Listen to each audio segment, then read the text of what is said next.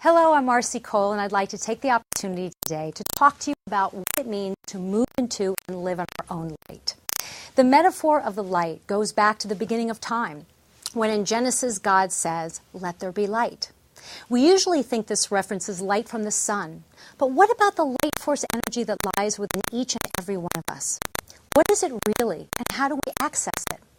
When I think of the light that emanates from within, I think of that energy which illuminates all that we are, reflecting back our divine nature so that we can share the essence of our life force with the world. When people say you look radiant, it's not just about looking good on the outside. It's about the energy that you are emitting that others cannot help but be drawn to. So how do we tune in so that we can connect with and feel revitalized by our own light? Being a holistic psychotherapist, I believe the answer lies in recognizing and taking care of the whole of us, our physical health, our mental health, emotional health, and spiritual health. So I want to briefly share some reminders of how we can give transformative attention to ourselves, shoring up and invigorating these 4 dimensions of our being. If you put these suggestions into practice, I promise that you will stand steady in the light of your being and watch as it radiates in its illuminance to all who come into contact with you. So let's begin with our physical experience.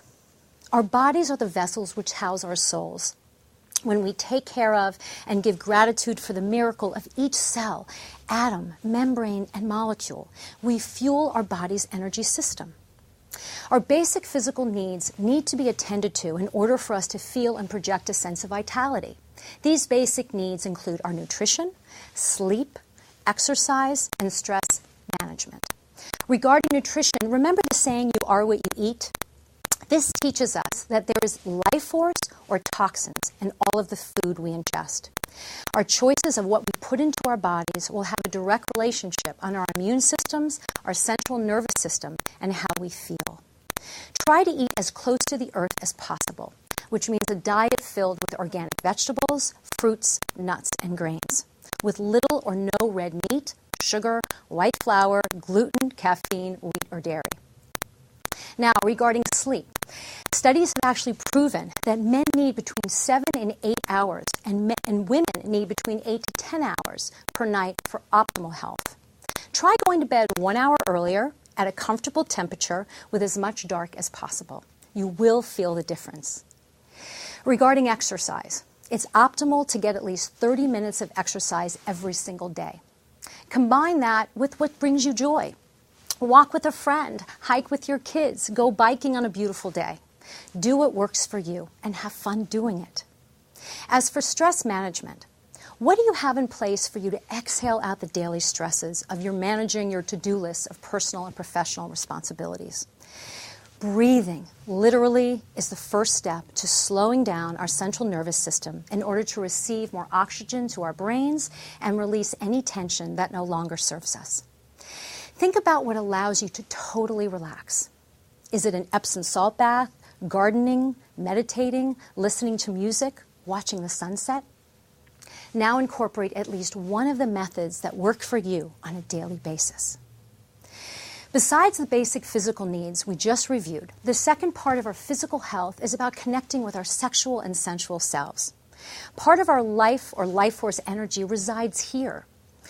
How connected are you to your libido's thirst for pleasure and release? How attentive are you to your sensual self, the smells, tastes, feels, and contours of your body?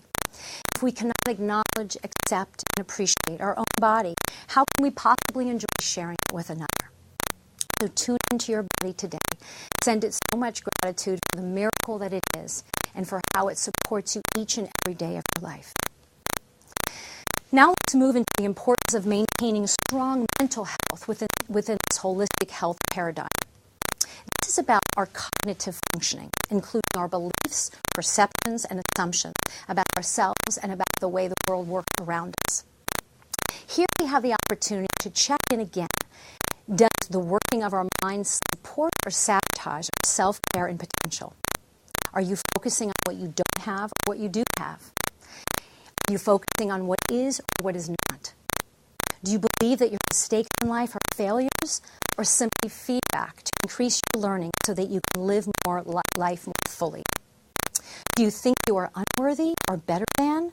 Or do you fully understand and embrace the concept that you are intrinsically of value and significance because simply you are here?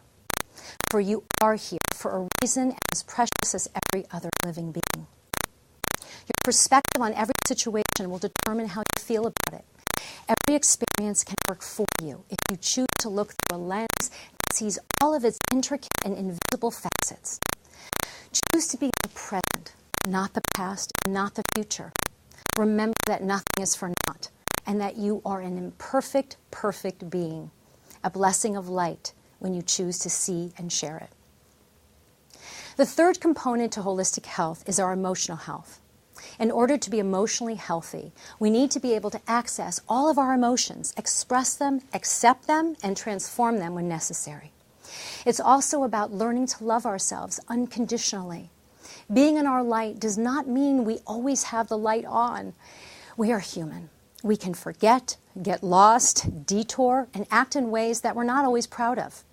But the key to our ultimate well-being is to love ourselves no matter what.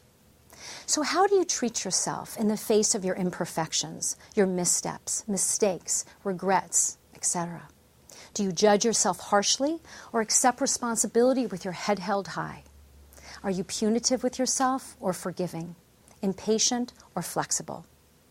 If you want to improve the quality of the relationship with yourself, ponder these questions, and then when in doubt, do unto yourself as you would do unto others. The fourth dimension of holistic health is our spiritual health.